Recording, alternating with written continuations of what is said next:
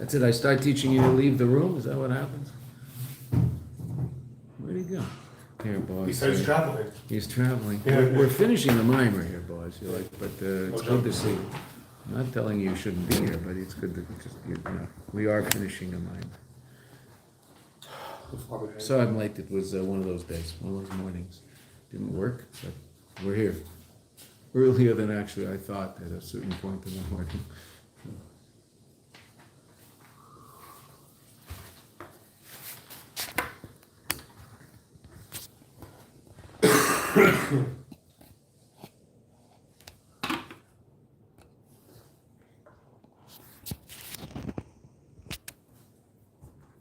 Okay.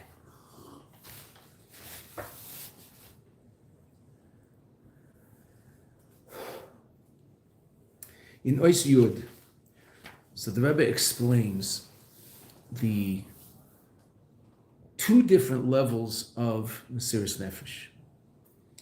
Right? That we know that what started being two has really become four. Right? What started being two, at a certain point in the Maimer, the Rebbe told us that there were two different sources of the Emunah of the Jewish people. Mazli Chazi, that our neshama, as we're sitting here in Olam Hazeh, we're sitting down here in Yerushalayim, or some other place in Olam Hazeh like Coquitlam. So the neshama, the part of our neshama, we know there are 5 different levels of neshama, which are really 6, but 5. And those 5 different levels of neshama are divided up, so to speak. 3 levels of that neshama are clothed in the body and give sustenance to the goof. That says, could someone please quote? I'll grab it later. Okay. Right.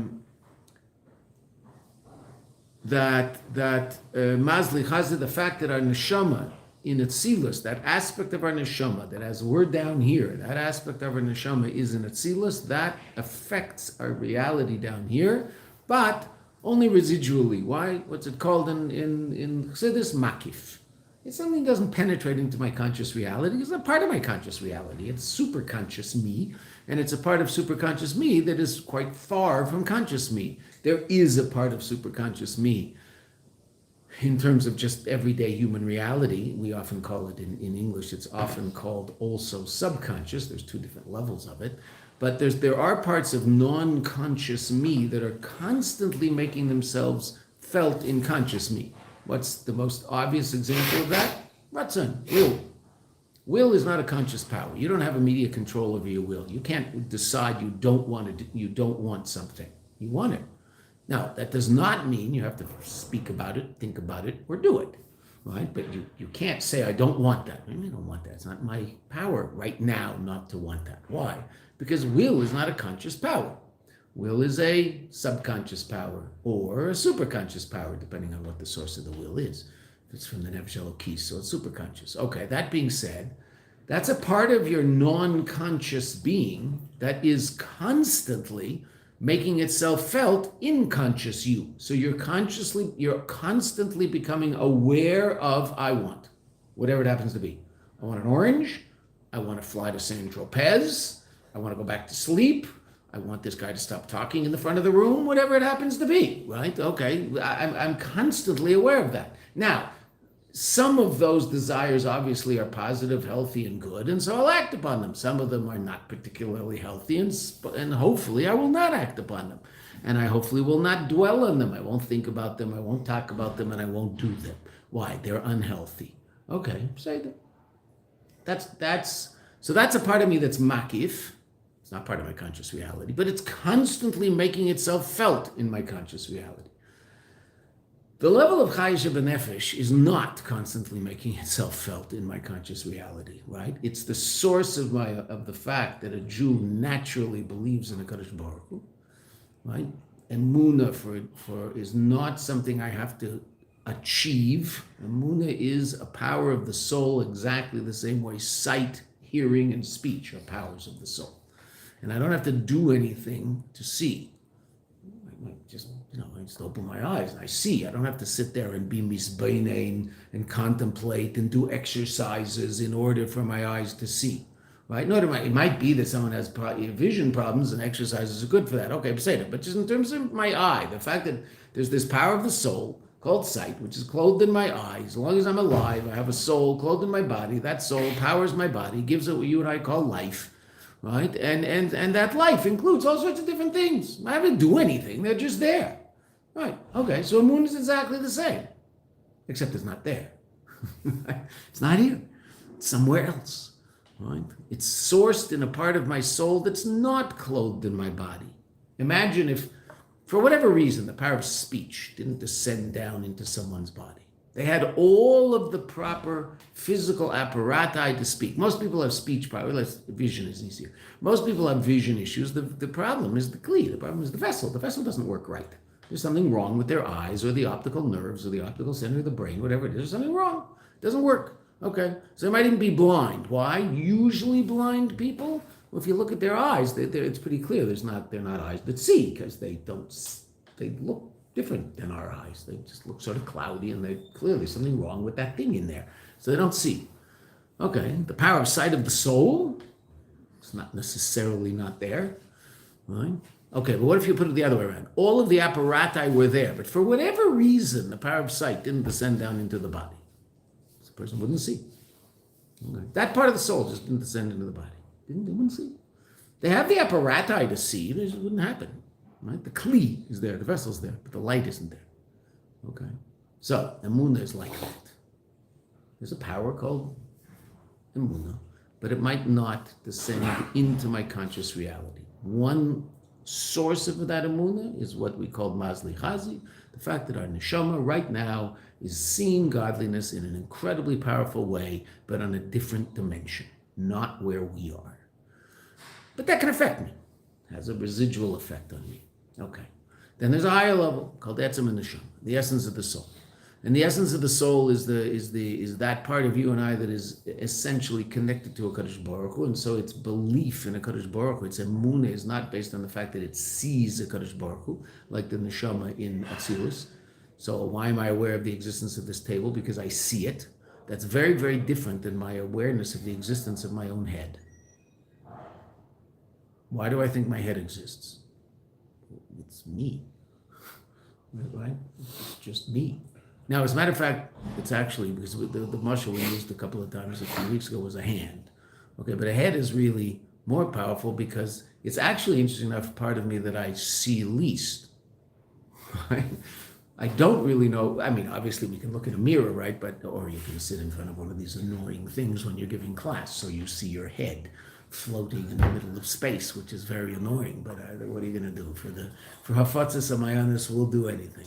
Okay, but it is the part of us that we generally don't see very much. But I don't have to go to a laboratory and be convinced intellectually that I have a head. It's me. I experience it. It's just me.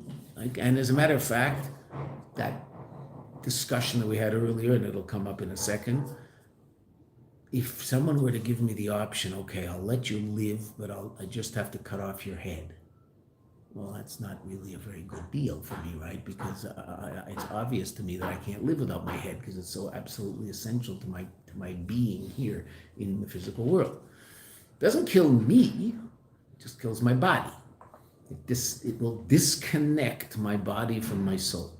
My soul's still alive and it goes somewhere else, right? But my body's no longer alive. It exists, it weighs the same, doesn't lose its existence, just no longer is alive. Because what does the soul give? The soul's not the source of the body's existence. The soul is the source of the body's life. Okay, life is pretty cool. I mean, it has its ups and downs, but I mean, in general, that experience called life is a pretty interesting experience, which most people don't even think about, that they actually have this thing called existence, and that it's a really fascinating experience. Just absolutely fascinating, right? There are parts of it that we would like to change. I get that, but the experience is really absolutely incredible. Where does it come from? God, because God's existence. He gives us that, and so that's why we say "Meida Ani" every morning. Thank you, because it's cool to exist. Okay, so that's the two levels of the source of emunah in the soul: Mazli Chazi, Etzem and Neshama, the essence of the soul. The essence has an advantage in that since it's the essence of the soul, and the essence of something is the essence of all parts of it, right? Your DNA is equal in your intellect and the skin on your finger. It's all the same DNA. The highest level, lowest level, it's all the same etzem. all the same essence. Okay. So connecting to that essence is easier, so to speak, if is easier than connecting to Mazli Chazi. Thank you. Okay. So now we learned in terms of the essence of the soul, there are three different levels of reality. There's the level of das. What did Moshe do? Moshe brought Emunah into das. Because who's Moshe? Moshe is the Raya Mehemna. What does that mean? He's the shepherd of faith. What does that mean? He nourishes our faith. What does that mean? That means that we become conscious of it. We become conscious of God. Moshe is the vehicle to help us connect to that part of us. Moshe Rabbeinu himself, that was das. Moshe brought it was das. Das is Beninius, right? Tanya. Chokm Bina das. Chokm is basic intellect. Bin is understanding. Das is internalizing the intellect, so it affects my emotional state. Becomes part of me. That's das. I can have Bina without das. I can study Roman history, but I don't want to put on togas. I'm not interested in being a Roman. And that's how some people learn Torah. It's interesting. It's fascinating. It's nothing to do with me, but it's very interesting stuff. I mean, I find it fascinating. Right? But didn't you just learn a halacha? Someone once told me a story about a Rav who was giving a shir on the prohibition of talking during Shemana Esrei. Well, explain the whole gather of, right, when the Chazor Sashat, when the Shliach Tzibur is repeating the Shemana Esrei, so you're not allowed to talk. I know that's a surprising thing because everybody around you is talking, but the halacha is in Shulchan Aruch you're not allowed to talk. So I know someone who's at a lecture of a very big Rav, I'm not going to say his name because he was a character also. So they tell the story in terms of him being a character. And he was a very, very positive character, and an amazing character, and a special character. But he wasn't a chassid. And he liked the chassidim. But so he gave this incredible shir about the whole gather, the whole definition of not talking during Chazar Sashatz. And then they daven mincha. And during Chazar Sashatz, he was excitedly explaining to someone the whole vart that he had just said during the class. So a friend of mine was there and he's watching, he's going, this is like the wildest thing I ever saw. But Chas Shalom, not mitzad like he has a big yitzhar, but just because he was so excited about the idea, he could not talk about it. He really was. I mean, he lived. This is a person. I'm not going to tell you his name. It's not right. But he lived Torah. He was a leader of a generation. He was a very special person. But there was a lot of intellect there, right? A lot of intellect. Obviously internalized more than all of us together times 3,000. He was very, very serious. But he was definitely a Litvak's Litvak. And so, he was just so excited about the idea, he could not talk about it, and he talked about it during the Zohar Shabbat. After giving a whole lecture about not talking during the Zohar Shabbat. Okay, so what's missing there? In that particular issue, not in his life, but in that particular issue, das. It hasn't internalized because it's still just an idea. Now, there's a lot of das, just to make sure you appreciate that person, a lot of das in that person's appreciation of Torah. He lived it, he breathed it, he was special.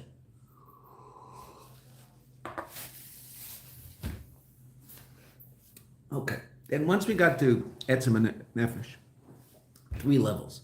So we started with 2, we ended up with 4, because in Etzem and Nefesh there's 3 levels. The level of Moshe, das. The level of Mordechai.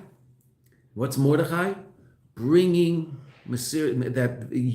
tapping into the essence of the soul such that the whole Jewish people, the whole generation, will exhibit Mesiras Nefesh.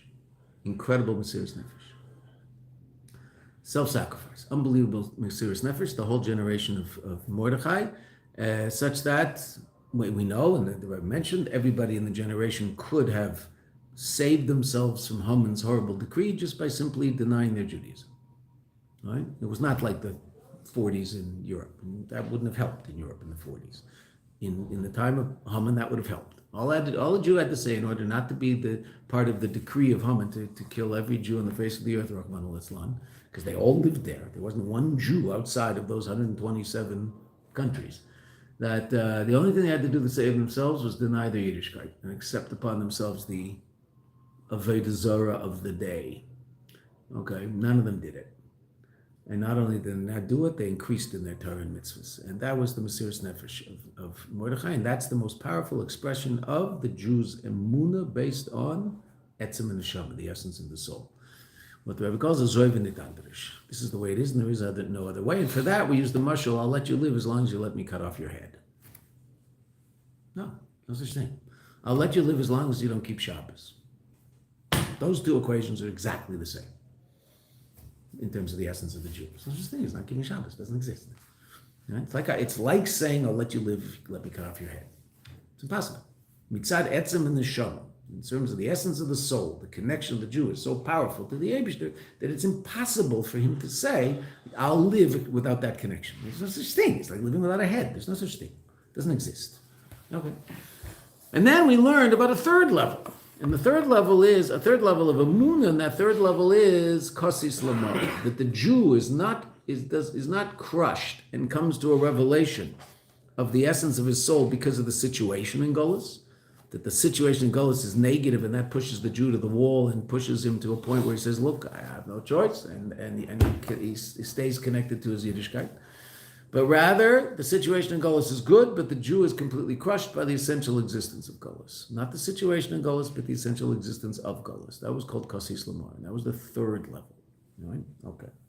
So in Ois Yud, the Rebbe explained the difference between Mesiras Nefesh and Kosis Lamar.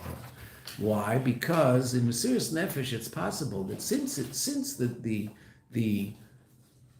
self-sacrifice of the Jew is coming from the fact that there's some non-Jewish authority making all sorts of horrible decrees and threatening the lives of the Jews. And that arouses in the Jew an incredibly powerful connection to their Jewishness, and they'd rather die than give up their Yiddishkeit. And that's Jewish history. Unfortunately, Jewish history is full of that.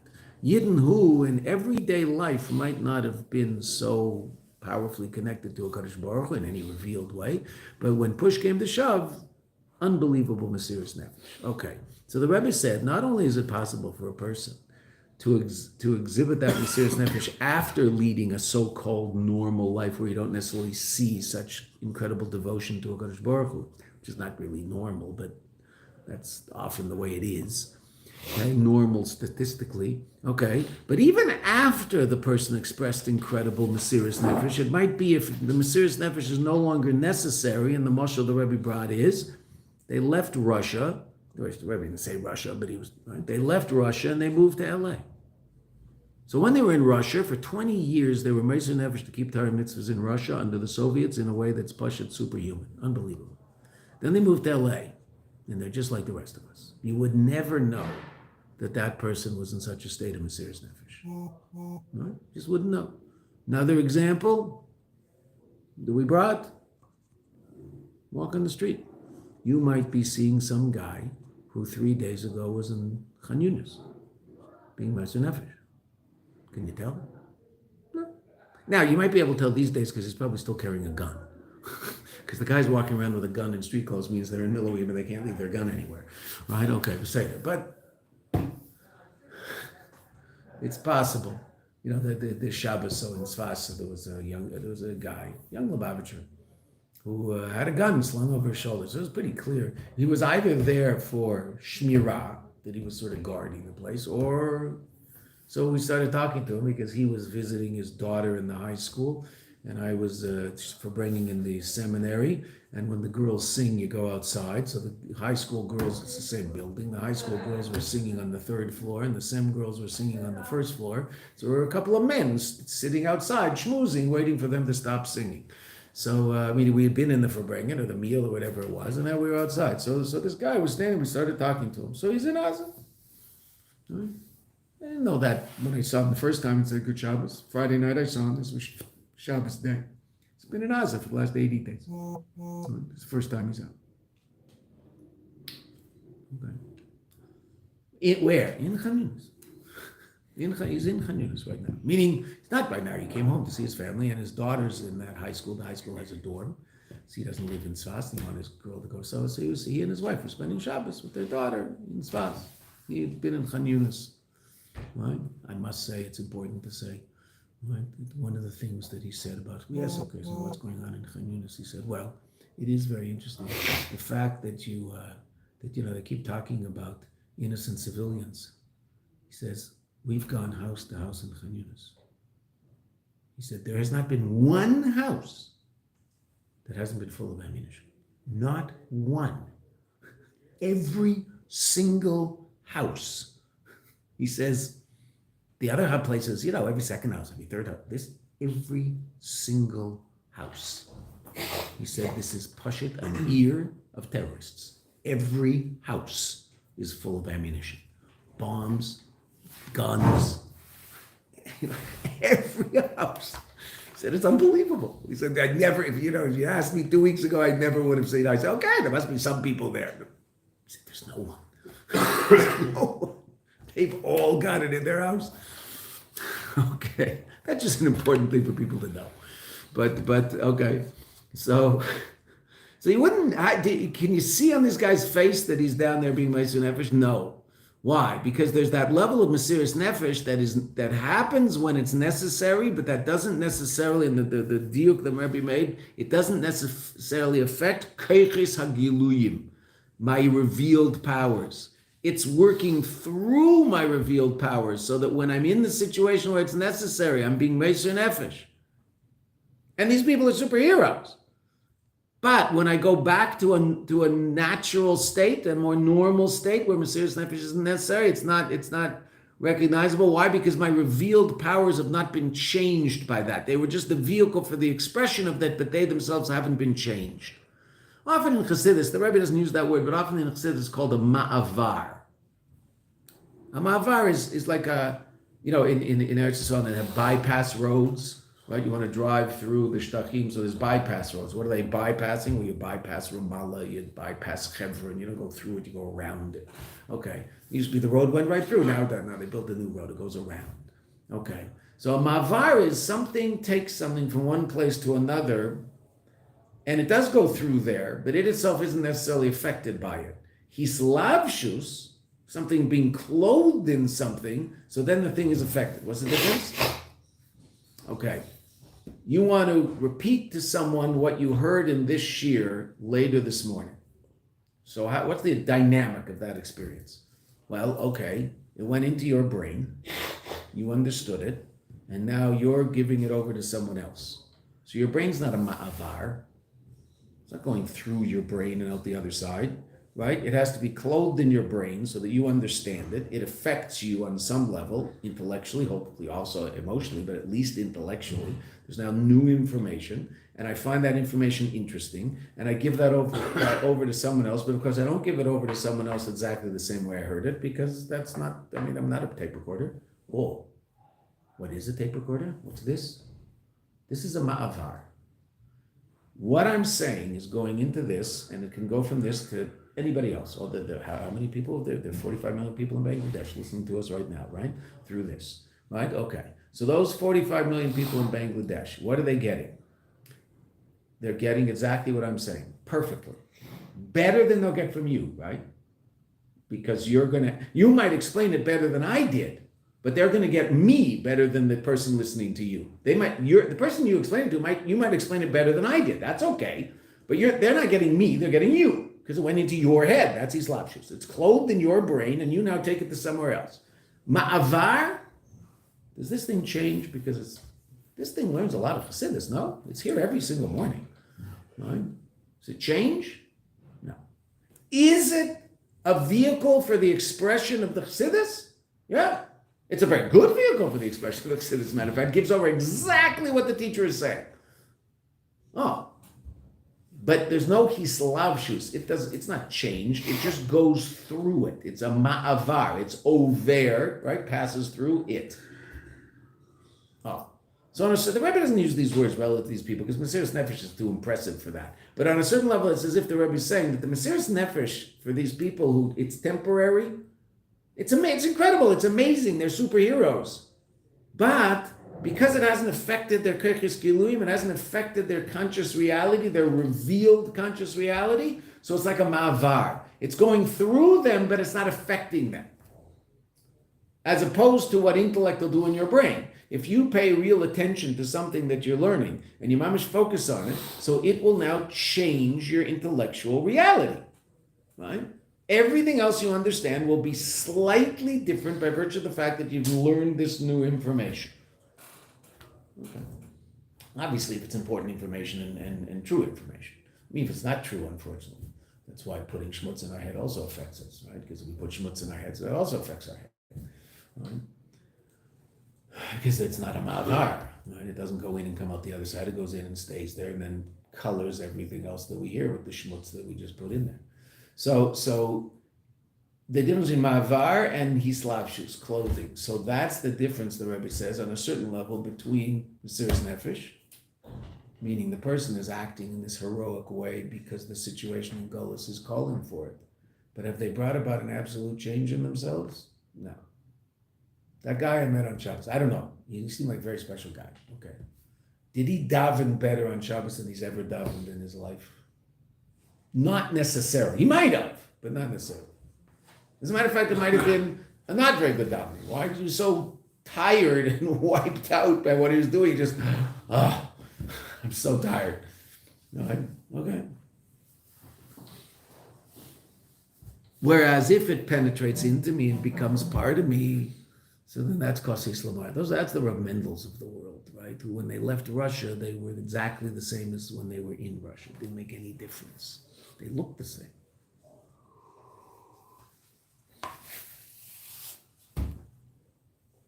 Okay. Now, all of this was to explain, just reminding you of all this. We are going to finish the mimer by Wednesday morning. All of this is to explain. We explained, I'm not going over this again, because we did it last time. We've explained the order of the Frierdiker Rebbe's mimer. This mimer is based on the Frierdiker Rebbe's mimer, and the Rebbe spent a great deal of time trying to order the Frierdiker Rebbe's mimer, why the Frierdiker Rebbe explained things in the order that he did. And it, up until Ois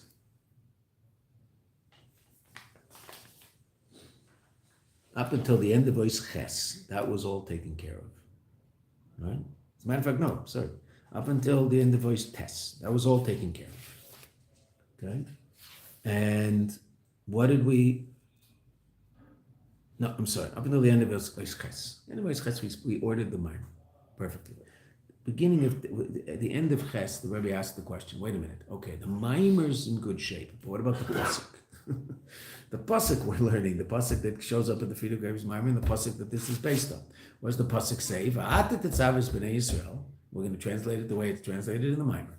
You, Moshe, are the Raya Mehemna, who connect the Jewish people to a Kadosh Baruch Hu by virtue of revealing Etzem and Neshama, the essence of their soul, and you bring in that into Das. And the most powerful expression of that is when it happens in Masir, when it exhibits itself in the Mesiras Nefesh of the Jews when times are tough. And that's what the pasuk says later, Kosis Lamaor, that the Shemen Zayazach, that the olive oil is crushed, the crushedness of Golus brings out a revelation of Ma'or, the luminary of the soul, not the or, not the light, but the source of light, the luminary. It's even higher than the source of light, but okay, that's not our issue. Yeah? Okay, great. So that's the pasuk, except there's a problem, because in the pasuk there's that little piece in the middle. Veata tetzave b'nei Yisrael. You should connect the Jewish people to HaKadosh Baruch Hu, and the next words in the pasuk should be Kosis Lamar. And the most powerful expression of that is when the crushedness of Golus brings about a revelation of the essence of the soul. Mesiras Nefesh. That's not what it says. It says V'yichu elecha Shemen Zayazach. They will bring to you Shemen Zayazach, that the Jews bring about an elevation in Moshe. And that results in Kosis Lamar. So what's that doing in there?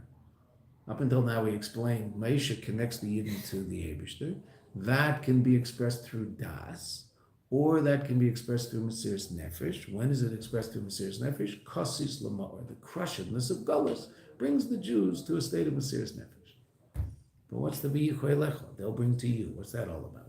Now, we said the pshat in that is that we'll bring to Moshe, we will elevate Moshe. That's the pshat. But what's that doing in the middle of the pasuk? In order to explain that, the Rebbe explained Tes and Yud. Now let's see Yud because we can actually get the answer. V'yesh l'kasher zeh everything we just explained about these two different levels.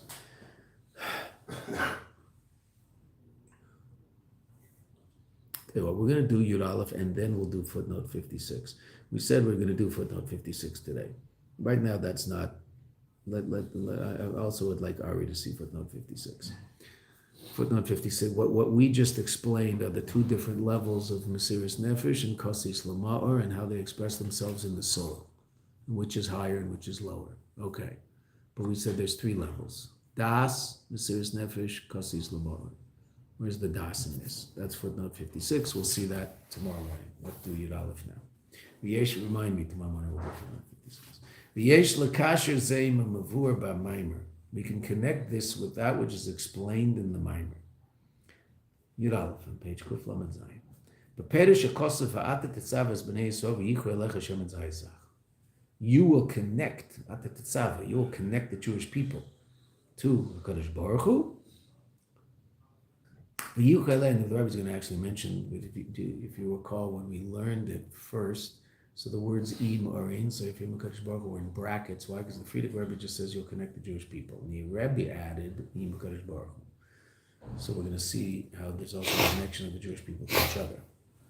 V'yesh l'kasher zeim mavur ba'maimer, v'perish hakosav, in the explanation of the pasuk, va'ata tetzave es b'nei Yisrael, that you will connect the Jewish people with the HaKadosh Baruch Hu, v'yichu elecha Shem et Zayizach, and they will bring to you Shem et Zayizach. In other words, they will elevate you. Now the simple pshat, the simple pshat problem in the pasuk was, why are we bringing the Shemen to Moshe? We should bring the Shemen to Aaron, because Aaron is going to light the menorah, right? Because this is about the simple pshat. This is command the Jewish people to light the menorah. They'll bring to you Shemen Zayis. Well, why are they bringing it to you? Bring it to Aaron. Aaron's the one that lights the menorah. Oh, so in Pnimius, we're bringing it to Moshe because Moshe connects us, and then we elevate Moshe. We bring something to Moshe, right? So we bring it to Moshe. Let's see. That after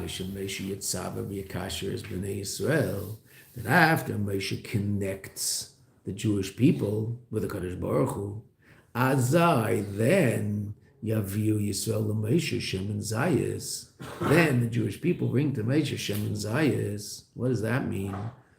She Yisrael al Yedei Avedosam, that the Yidden through their Avodah, Yosifu Gilui Or b'Madregas Moshe. They add a revelation of light in the level of Moshe. What does that mean? Let's see. That's the simple pshat. We said Tesafes Or. I've said that twice already in the Bible. An increase in light. V'yesh leimer mi'abiurim b'zeh b'avedas ha'adam. One can explain this in Avodas Ha'adam. Now, when the Rebbe says that, v'yesh leimer mi'abiurim b'zeh, one could say amongst the explanations of this, that almost always means, no one's ever said this before, and it's being said here for the first time, especially when there's no footnote. Right? What's this mimer full of? Footnotes to other mimarim. I didn't answer the question because the girl asked 5 minutes before we were supposed to stop for bringing Friday night. I had the extreme pleasure of bringing in a sem up north called Beis Hana, run by the Chitricks, and it's an amazing sem. There's 147 girls, and the most of them sat in for bringing the whole night. It wasn't the whole night. It was a almost 5 hour long for bringing, but we started at 7:30 because they made Kiddush at 20 to 6. So by 7:30 we're sitting down at for bringing. And the Madrichot asked me to stop at 12 o'clock because it was Shabbos V'Vorchim. The girls had to be up at 8:30 in Tehillim. And they were. I mean, it was very easy to be because there was a siren at 8:05 that woke up all of Tzfas. And so basically there was a siren. It turns out there was no rocket sent by Hezbollah. But the siren went off at 8:05, and clearly that was the Kadosh Baruch Hu's way of getting up the whole city of Tzfas to say Tehillim at 8:30, because the shul was full of people, because everybody got up out of bed to go where they ever had to go with the siren. And up there you only have 30 seconds, not like here where you have a minute and a half. I was surprised the siren only lasted a very short period of time, and I asked my son, why is it such a short siren? He says, because the siren goes as long as you have to get to where you're supposed to go, which I never knew. Right here, it's a minute and a half, a siren. You've heard them around here. So it's a minute and a half. Why? Well, you have a minute and a half to get to where you have to go, because that's how long it's going to take the bomb they just threw at you to kill you, from Gaza, innocent civilian as you are, that bomb takes a minute and a half to get here. Right? So Baruch Hashem, it doesn't get here. But so there it's only half a minute. So everybody was up. So they wanted to get up. So 5 minutes before the end of when I sat down to speak the last time, so the Madricha asked me, could you please end in 15 minutes? So I told the girls, I said, okay, it turns out we're ending in 15 minutes. So I bring it up and we bring more in the day. So at 5 minutes before the end, one of the girls asked, it was such a funny question to ask when you know after bringing is ending in 5 minutes. What's the difference between the Maimarim of the Rebbe and all of the other Rebbeim? Now, you don't have to know a lot of Chassidus to know that the answer to that question is probably longer than 5 minutes, right? What's the unique aspect of our Rebbe as opposed to 6 other Rebbeim? Well, that's not going to take 5 minutes to answer, right? Okay, but you can answer it on 1 foot. I just crossed my legs. I've got 1 foot on the ground. One thing that is very, very interesting, and that's why am I mentioning it now? Well, because we just saw a line where the Rebbe is not quoting anybody else. Almost every single mimer of our Rebbe is based on a mimer from one of the previous Rebbeim. Like this whole mimer is all about explaining the previous Rebbe's mimer. And most of our Rebbe's mimarim are like that. The other Rebbeim, not at all. They'll never mention them. They'll never say, my father says like this, and now I'm going to explain it. They don't do that. They just deal with an issue and explain it. Now, it very well might be that if you know what's up, you will know that there's whole years of the Maimarim of the Frierdiker Rebbe that are based on another year of the Maimarim of his father, the Rebbe Rashab. Every Maimer that year, the Frierdiker Rebbe, is based on this year of his father. Right? There's certain years you can match up. But he never says that. He just says a mimer. Just explains an idea. Rebbe, our Rebbe, everything is all about there's a question, and this is what the Rebbe Rashab says, this is what the Alter Rebbe says, this is what the Tzemach Tzedek says, this is what the Rebbe Marash says, this is what my father-in-law says, this is what every mimer. Right? There's certain years where there's someone here from Yerushalayim who went into the Rebbe for Yeshiva, and he asked the Rebbe, what should he learn? So the Rebbe said, with a smile, Niglin Chassidus, right? Gemara and Halacha and Chassidus. So, he knew that, right? So, they didn't answer his question. So he said, well, no, the Rebbe said, do like me, Niglin Chassidus.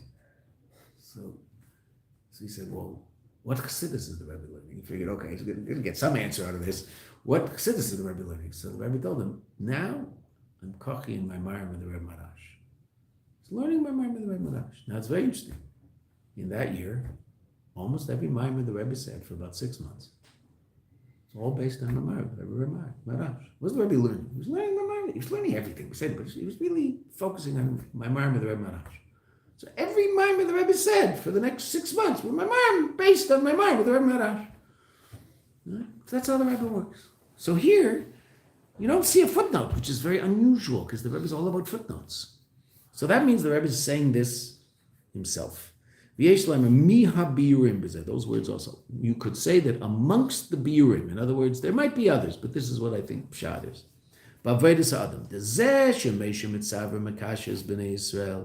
That which Moshe connects the Jewish people,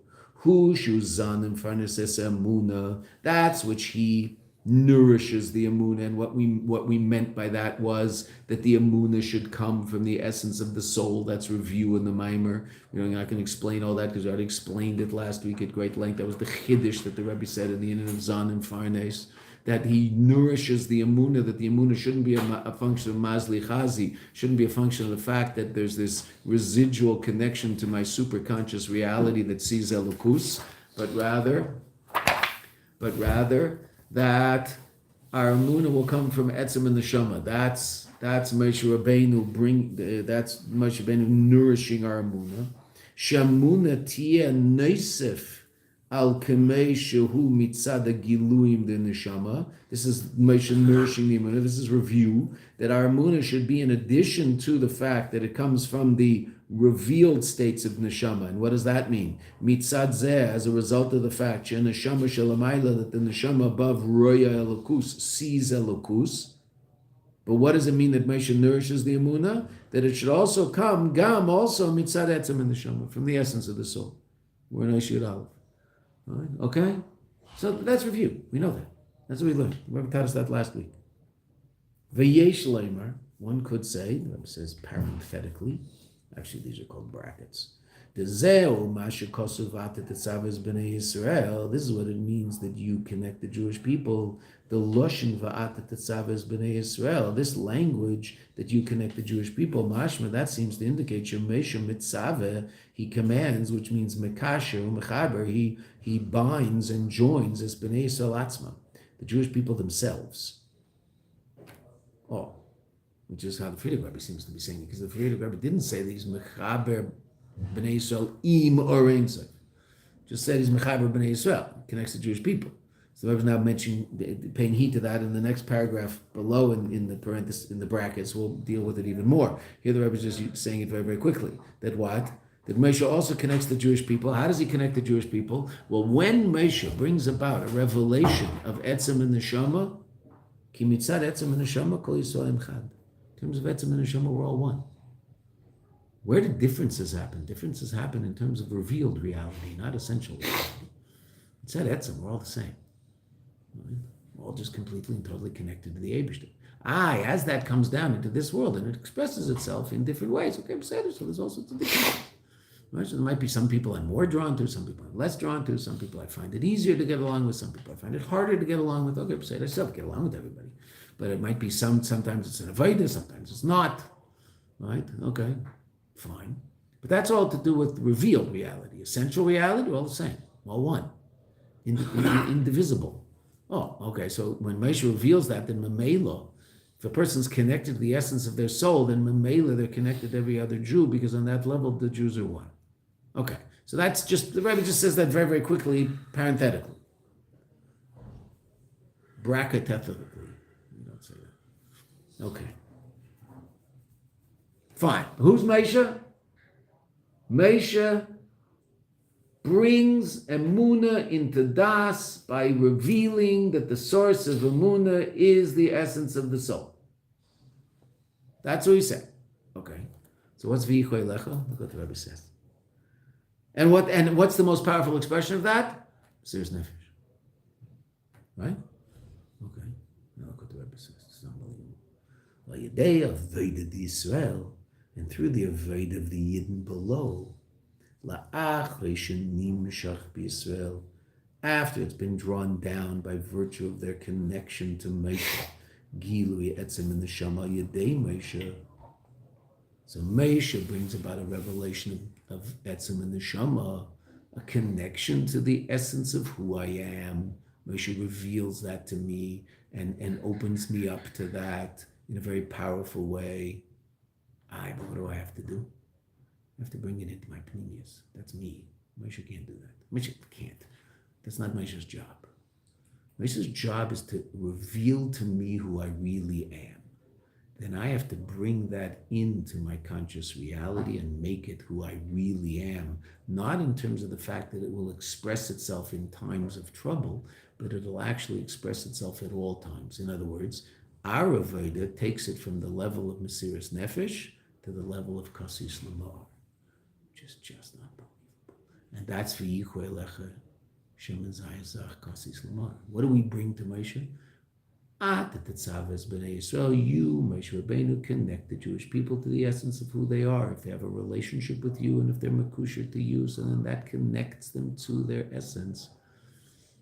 But they have to do the avodah to make that part of their conscious reality. So to put it in slightly different terms, right? It's not something that they connect to only when they're in front of you. Right? It's a slightly different way of putting it. Right? Because it could be that the Jew who has a relationship with Moshe is unbelievably connected to his Yiddishkeit when he's in the presence of Moshe. What if he's not in the presence of Moshe? Well, then it's all dependent on him, isn't it? Oh, so that's v'yichu elecho. There are those who say that that's why this is the last mimer the Rebbe gave us. He said, you're not going to be in my presence for a while. That's Kasis Lamar. Now you're going to have to make it you, not just me. Okay, you can come to me and get tremendously inspired and sit in a Farbrengen by me and come to a point where you realize that there's one thing and one thing only, and that's God. Good. I helped you come to that place. But the work is for you to do that yourself. Rabbi Kaplan once said it best. I remember him, he said this about 10, 15 years ago in Farbrengen.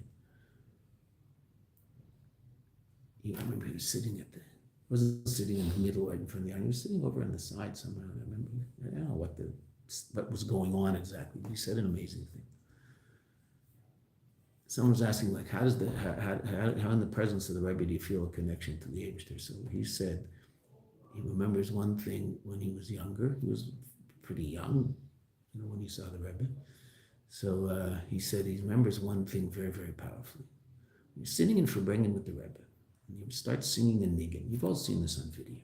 He starts singing a niggin. Okay, so you're singing a niggin. Nice niggin. There's a bunch of people in the room singing. There's a couple of thousand people in the room singing niggin. It's very powerful. It's a beautiful niggin. But there's also people talking. There's, things going on. All of a sudden, from the front of the room, the Rebbe goes like that.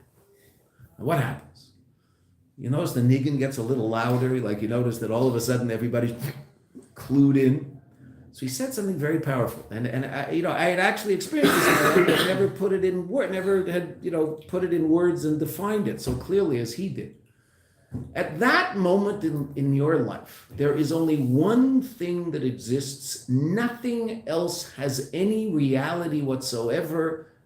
Not your feet, which are being stepped on by someone else. Not your left hand, which can't move because it's stuck to your thigh and the person next to you is holding it there and you can't move it and it hasn't been moved for the last 2 hours. I remember my brother and I once sitting in Farbrengen, we went together. It was a summer for Brennan, so we happened to be able to find a seat. So we had a friend who said, 2 guys that sit at his table are gone, they're in the country, come sit there, take their seats, fine, okay. So we sat down, my brother's leg was pushed against a pole. It was crowded, so my brother's leg was pushed against a pole. So at first he got a tingly feeling, and then he lost feeling in his leg after a while. It was a Shabbos for Brennan, so it was 3 hours, it wasn't long. Right? So, for months, he had a deadened sensation in that part of his leg that was pushed against the pole. Right? And the nerves came back, but something must have happened to those nerves for a while because they were just smashed against that leg of the table for so long. Okay, so your body's not necessarily comfortable. The only thing you are thinking about at that moment is to sing this niggin with more energy. That's the only thing that exists in Elam Hazeh. Now, very rarely do you ever experience that focus on what you're doing. Right? That's a very powerful experience. Okay, so who took everybody there? The Rebbe took everybody there. Fine. So now, fine, that's good. So I know I can do that. But what's my Veata? Is to do that when the Rebbe doesn't take me there, right? To internalize that and become a person who's completely focused on what I'm doing, not because there's some external reality that's incredibly powerful that's somehow taking me to that place, but that I'm doing it. Oh, so what's that? That's Kasis Lamar as opposed to Mesiras Nefesh. That's why it's v'yichu elecha. They will bring to you. Who transforms the Mesiras Nefesh into Kasis Lamar? The Yidden. Moshe doesn't take us to Kasis Lamar. Moshe takes us to Mesiras Nefesh. Moshe will take the Yidden to a place called Mesiras Nefesh. But the Kasis Lamar, the internalization of that's the Yidden themselves. Either they're doing it or they're not doing it. And that's the difference between Rav Mendel and someone else. Rav Mendel did that work and someone else didn't do that work. And so the other person was unbelievable Mesiras Nefesh when they were in Russia, but when they got to LA or Miami or Jerusalem or Tel Aviv or Bnei Brak or wherever they went, you don't notice. Nachla. You don't notice. They're still, they're Erlich Yidden, they're special Jews. You don't see the Mesiras Nefesh. Why? Because they didn't do the v'yichu elecha. Are they bad people? They're amazing people. They're incredible people. They're superheroes. But there's a level they didn't reach yet. Let's finish this paragraph. Val Yedei Avoda, last 4 lines. Al Yedei Avoda di Yisrael, la'achrei shenimshach biso, gilui etzem neshama al Yedei Moshe, shegam keiches hagiluyim shalehem. Also, their revealed conscious powers, that seer their keiches, the definition of these keiches, the reality of these conscious powers, their thought, their speech. What is their life about? What do they think about? What do they care about? What do they live for? Elokus. They really honestly get up in the morning trying to figure out how they can do what the Eibishter wants from them better today than yesterday. You mat'imim, that'll be consistent, letzim in the neshama. But that's their work. So what have they done? They've elevated Moshe. They've taken Moshe from so to speak, what we were calling Mesiras Nefesh, to the level called Kosis Lamar. Al Yedei Zeh Nasa Yisrain Veisofa Bebechinas Etzem and Neshama. And by virtue of this, they brought about an increase in that level of Etzem and Neshama, Shenim Shecha V'Nizgalta, that's drawn down and revealed by him, in them, Al Yedei Moshe. And that's V'yichu Elecha. Now, there are those that say that this is also hinting at the fact that this isn't something that is only hinted at in Chassidus. It's talked about explicitly in Chassidus and other places, but not here. That Moshe is Etzem in the Neshama, right? What's the Etzem of every single Jew, right? And Moshe Rabbeinu is what's called the Neshama Klolis. He's the Etzem Kloli, Yechida Klolis, and every year there's a little piece of that Etzem, every year of that generation. Okay, so it's interesting that the Rebbe says, "Bebechinas etzem in the neshama." So what's that? That little piece of me, right? I've got a little piece of Moses in me. That song, right? So it's based on Chassidus saying that every year there's a little piece of Moshe Rabbeinu, right? The pasuk that we learned, Sheish Me'es, in the beginning of the Maimon, Sheish Me'es Elef Ragli Amashar Neichi Bekirbai. I'm in their midst. Right? That I'm the pnimis of them. But here the simple pshat is the Rebbe is saying that what? What does it mean? They increase the effect of Moshe connecting them to Etzem and Neshama. Moshe connects them to Etzem and Neshama, and the most powerful expression of that will be Mesiras Nefesh. But if the Jew does his own avodah and internalizes that, and that has to come from him, that's not coming from above, so that's v'yichu elecha. They're bringing to Moshe an even higher level, because that level which was revealed by Moshe continues to an even higher place. And what's that? V'yichu elecha kal yedei zeh. By virtue of that avodah of the Jew, mizgala b'shor shamiti. Then the Yid is connected to his true source. And the Rebbe and Yud explained the difference even in Etzem and Neshama between Yechida Shebenefesh and Etzem and Neshama. When it affects your conscious reality, you're connecting to the most powerful place in your soul, Kameshu Mushrashas Batzmus, as it is rooted in Atzmus. And that's V'yichu Elecha. So now we're done. We've explained everything. So what's going to be now? Well, we'll see. There's a few things. What's the one question we haven't explained yet? In the 4/5 questions we asked at the beginning of the Maimon.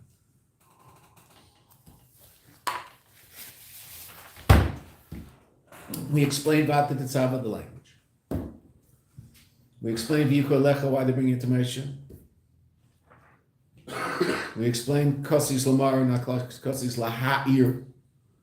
What didn't we explain? We never explained why the... Yeah, and what's the words in our pasuk? Hurry up, Zachariah wants to say it. Ari, come on. No, come on, Ari, I want you to say it. It has to come from a Kohen. It's all about Kohanim, lighting the menorah. No? Right, why does it say Me'el Bokel? Beautiful. In our pasuk it says Ner Talmid, the constant light, and the next pasuk it says from the evening until the morning. Well, that's not fine. Is it constant, or is it only from the evening to the morning? We still have to explain that. That's the only question we haven't explained. Everything else has been explained fully. We don't need any more explanation of any of the questions. Veata tetzave, right at the beginning, we got that. Okay. Kosis Lamar, we also got that. It's not Kosis Lar, it's Ma'or, the crusher. The Zavgalas brings about a revelation of the Ma'or, not the Ur, but the Ma'or, the luminary of the Neshama. But why v'yichu elecha? Not the Aaron. Just learned that right now. What's that? I mean, we had a fast answer early, but we didn't understand why it was there. Okay. There's one more question to answer. You better tie your shoes so it doesn't blow off your socks. You have to be careful. What if you're wearing Blundstones? What do you want? What if you're wearing Blundstones and you're on It might laces? be hard. It might knock off your socks. It says it'll knock your socks off, so this might knock your socks off. You have to be careful. Just put your feet hard on the floor so your socks don't fall off. Okay. Well done. We are ready to go meet the maker. Not die.